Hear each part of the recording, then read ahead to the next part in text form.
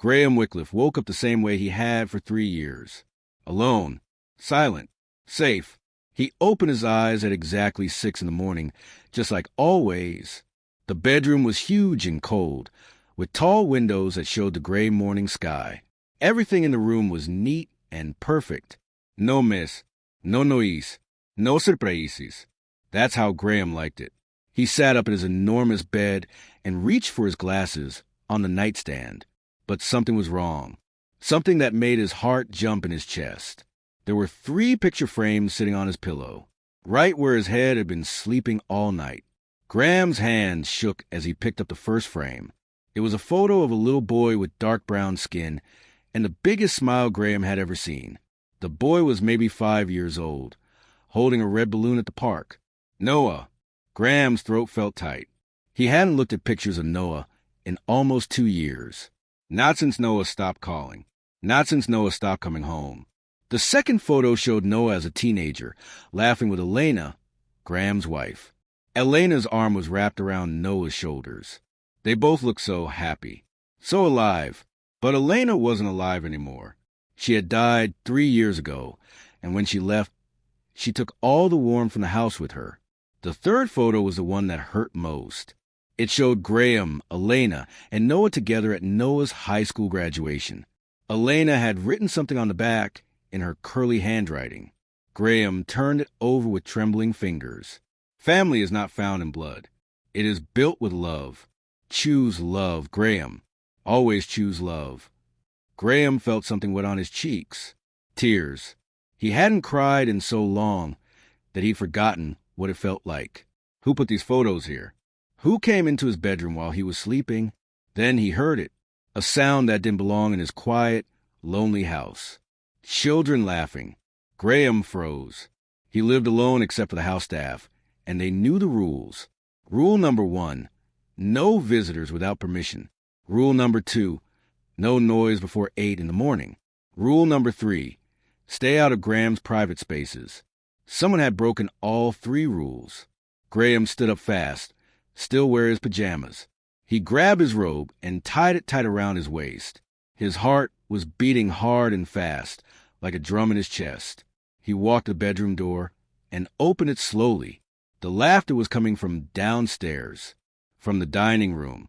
Graham walked down the long hallway, passing giant paintings and old furniture that had been his family for 100 years. The paintings showed his grandfather, his father, and finally, at the end of the hall, a huge portrait of Graham himself. All white men, all serious faces, all blood relatives. The hallway felt colder than usual. When Graham reached the top of the stairs, he stopped. His hands gripped the railing, so hard his knuckles turned white. Part of him wanted to turn around, go back to his room, and pretend this wasn't happening. But he couldn't. Something pulled him forward.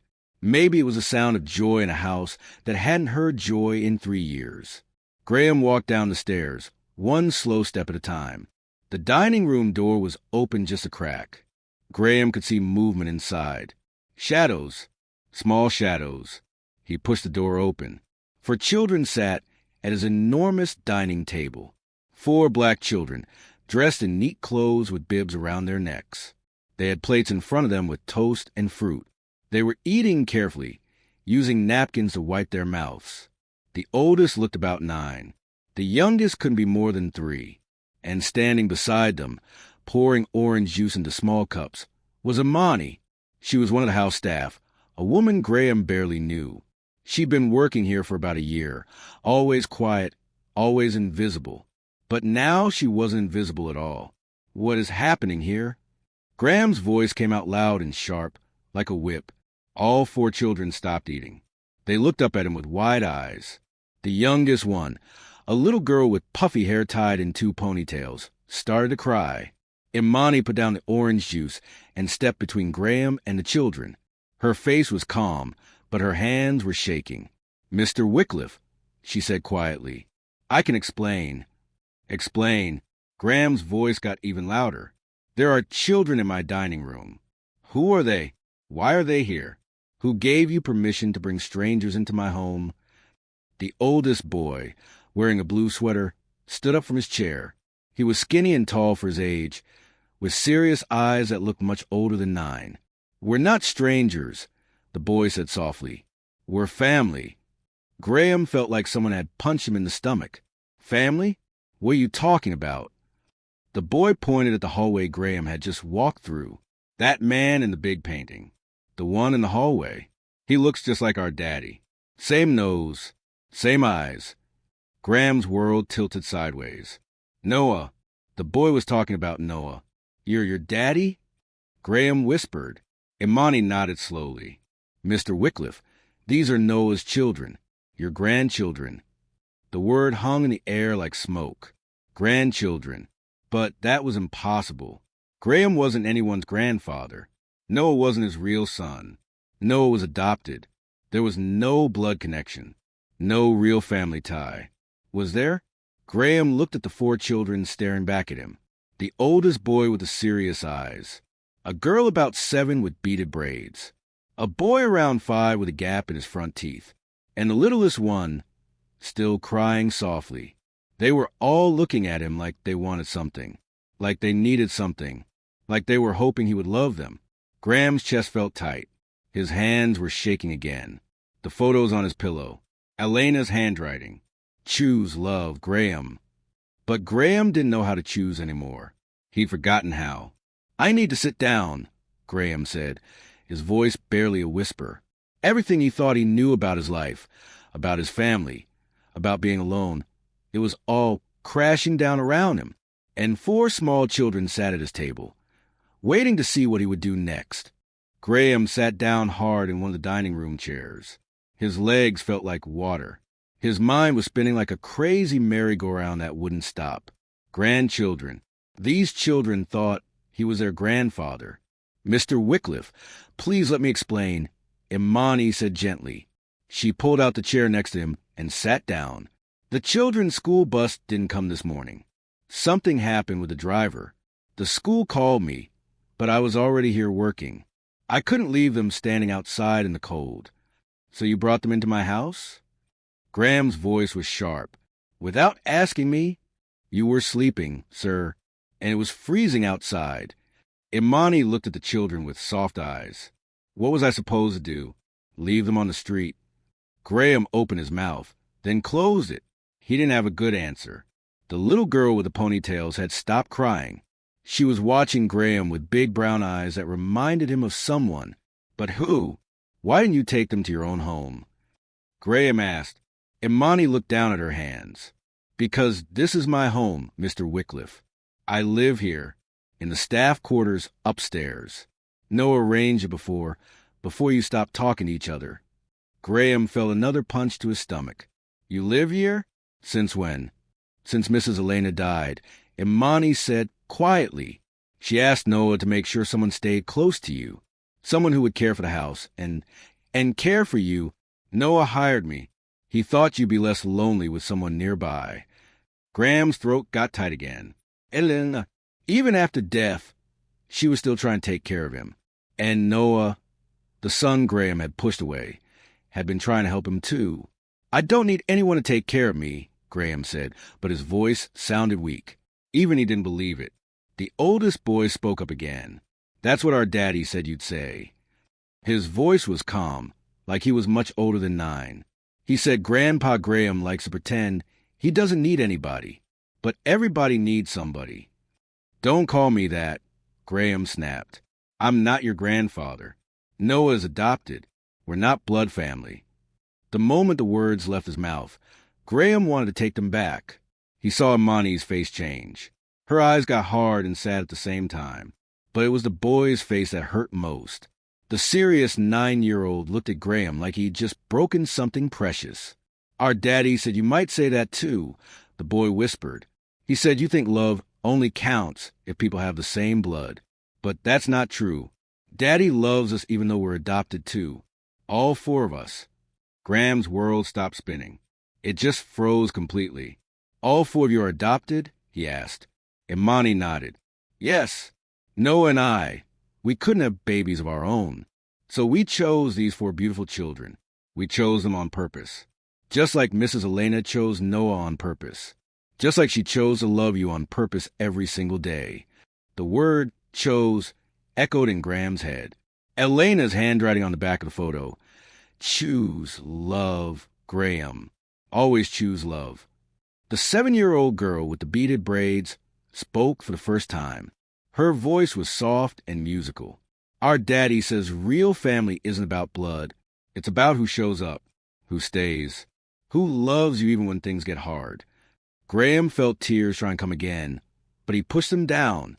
He'd spent 3 years building walls around his heart. Thick walls made of rules and silence and loneliness. He couldn't let 4 children and 1 woman knock those walls down in one morning. Could he? Where's Noah? Graham asked, "Why isn't he here?" Before Monty could answer, the doorbell rang. Long and loud. Everyone jumped. Imani stood up quickly. "I'll get it." She walked out of the dining room, leaving Graham alone with 4 pairs of eyes staring at him. The children didn't look scared exactly. They looked hopeful, like they were waiting for him to turn into someone different, someone better. Graham heard the front door open. He heard Imani talking to someone. Then he heard footsteps coming back. Imani walked into the dining room, holding a large envelope. Her hands were shaking so badly that the envelope rattled. "It's from Noah," she said. Her voice cracked like broken glass. "A courier just delivered it. It's addressed to you." Graham took the envelope with cold fingers. His name was written on the front in Noah's handwriting. Strong letters, neat and careful. Inside the envelope were papers. Lots of papers. Graham pulled them out slowly. The first thing he saw was a photocopy of the 3 pictures that had been on his pillow this morning. The ones of Noah as a little boy. Noah as a teenager with Elena. The family photo at graduation. Under the photos was a letter. 2 pages covered in Noah's handwriting. Graham's hand shook so badly he almost dropped it. "Read out loud, please," the oldest boy said. "Daddy said you might need us here when you read it. He said it would be hard." "I don't need," Graham started to say. But then he looked at the children. At Imani. At the envelope that felt as heavy as a mountain in his hands. Maybe he didn't need them. Graham's voice was rough and broken as he began to read. "Dear Dad, I know you don't like it when I call you that anymore. I know you think because we don't share blood, I shouldn't call you Dad. But Elena taught me that words matter. And you are my dad. You are my dad, even if you don't want to be. I'm writing this letter because I can't keep waiting for you to choose me. It's been 2 years since we talked. 2 years since you told me that real family meant blood family. 2 years since you said Elena wasted her love on me because I wasn't really yours.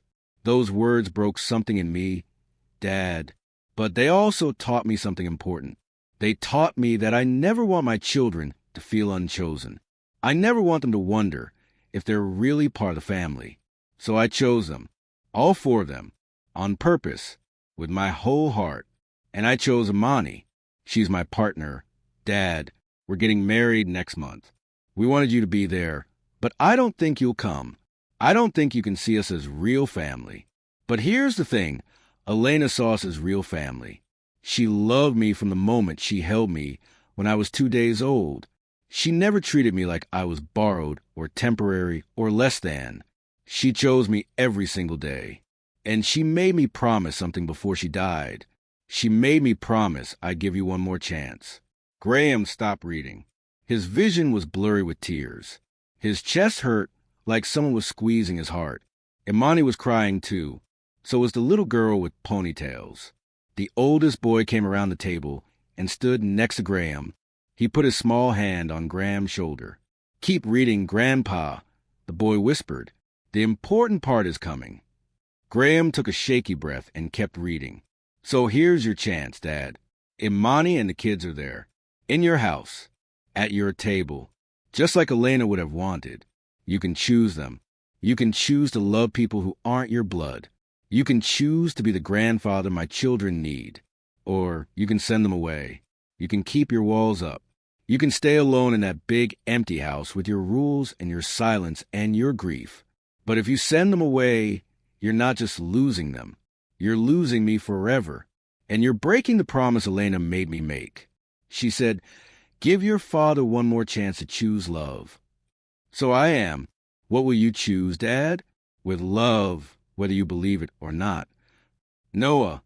The letter fell from Graham's hands onto the table. The room was completely silent, except for the sound of Graham crying. Big, loud sobs that came from somewhere deep inside him, a place that had been locked up tight for 3 years. The oldest boy hugged Graham's arm. Then the 7-year-old girl hugged his other arm. Then the 5-year-old boy. Then the littlest girl climbed into his lap and put her tiny hand on his wet cheek. "Don't cry, Grandpa," she whispered. "We choose you too." And that's when Graham's walls finally crumbled into dust. Graham sat at his dining table with 4 children wrapped around him like a warm blanket. He couldn't remember the last time anyone had hugged him. 3 years? 5 years? Maybe longer. It felt strange, uncomfortable, but also good. The littlest girl was still sitting in his lap, her small hand patting his wet face like she was trying to fix him. "You're okay now," she said in her tiny voice. "We're here." Graham looked at Imani through his tears. She was standing by the window, holding herself like she was trying to be invisible again. But Graham could see her now, really see her. She wasn't just house staff. She was Noah's partner, his future wife, the mother of these 4 children. She was family. "How long?" Graham asked, his voice rough. "How long has Noah been trying to reach me?" Imani wiped her own tears. 2 years, Mr. Wycliffe. He called every week for the first 6 months. Then every month. Then he stopped calling. But he never stopped hoping. He put those photos on your pillow last night when he dropped me off after our family dinner. Noah was here? In this house? Last night. Graham's heart jumped. "Yes, sir." He still has a key. Mrs. Elena made sure he'd always have a key. She said this was his home forever, whether you remembered it or not. Graham looked down at the little girl in his lap. She had Elena's smile, not because they look alike, but because she smiled the same way, big and brave and full of hope. "What are your names?" Graham asked quietly. "I don't even know your names." The oldest boy smiled for the first time. "I'm Jojo. I'm 9. That's Maya. She's 7. That's Marcus. He's 5. And you're holding Zuri. She just turned 3. Jojo, Maya, Marcus, and Zuri." Graham repeated slowly, like he was learning a new language. "Those are beautiful names." "Our daddy picked them," Maya said proudly. "He said every name has a story, just like every person has a story." Graham thought about his own story. A man who had everything: money, a big house, fancy cars, respect, but who had nothing that mattered. No one to laugh with, no one to eat breakfast with, no one to love. He thought about Elena's story. A woman who loved so big and so wide that she adopted a baby boy who needed a home. A woman who taught that boy how to love the same way. And then that boy grew up and adopted 4 children who needed a home too. The story kept going. Love kept growing. Family kept expanding. But Graham had tried to stop the story. He'd tried to end it by closing his doors in his heart. "I've been so stupid," Graham whispered. Jojo shook his head. "Our daddy says people aren't stupid. They're just scared sometimes." "Are you scared, Grandpa Graham?" The question hit Graham like an arrow. Was he scared? Yes. He was terrified. He was scared of loving people and losing them like he lost Elena. He was scared of opening his heart and having it broken again. He was scared that if he let these children in, something terrible would happen and they'd leave too. But he was also scared of something else. Something worse. He was scared of dying alone in this big, empty house, with no one to remember him, no one to miss him, no one to love him. "Yes," Graham said honestly, "I'm very scared." "That's okay," little Zuri said, still patting his face. "We're scared sometimes too. But Daddy says when you're scared, you hold someone's hand. Then you're not alone." She took Graham's big hand in her tiny one. And just like that, something inside Graham unlocked. The last lock on the last door of his heart. He looked at Imani. "Will you call Noah? Please? Tell him I choose love. Tell him I'm sorry. Tell him I want to be at the wedding. Tell him." Graham's voice broke. "Tell him his dad misses him." Imani started crying again, but this time she was smiling too. I'll call him right now. She pulled out her phone and walked the corner of the room. Graham could hear her speaking softly. Then he heard her say, "He wants to talk to you." She brought the phone to Graham. Graham's hand shook as he took it. "Noah, Dad." Noah's voice came to the phone, rough with emotion. "Is it really you?" "It's me, son. It's really me." Graham started crying again. "I'm so sorry. I'm so sorry for everything I said. You are my son. You've always been my son. Blood doesn't make family. Love does. And I love you. I never stopped." Graham could hear Noah cry on the other end. "I love you too, Dad. I never stopped either." "Your children are beautiful," Graham said, looking at the four faces around him. "Our grandchildren are beautiful." "Our grandchildren," Noah repeated, and Graham could hear the smile in his voice. "Dad, do you mean it? Really mean it?" "I mean it with my whole heart," Graham said. "Come home, Noah. Bring your family home. This house is too big and too quiet. It needs kids running around. It needs laughter. It needs life." "We'll be there in 20 minutes," Noah said. "I'm already in the car." Graham laughed through his tears. "You knew I'd come around?" "No," Noah said softly. "But I hoped. Elena taught me to always hope." When Graham hung up the phone, all four children were staring at him with shining eyes. "Is our daddy coming?" Marcus asked. "Yes," Graham said. "He's coming home. We're all going home." Jojo looked confused. "But we're already here." "That's right," Graham said, finally understanding what Elena had been trying to teach him all along. Home isn't a building. It's not a place. It's people. It's family. And family isn't about blood. It's about choice.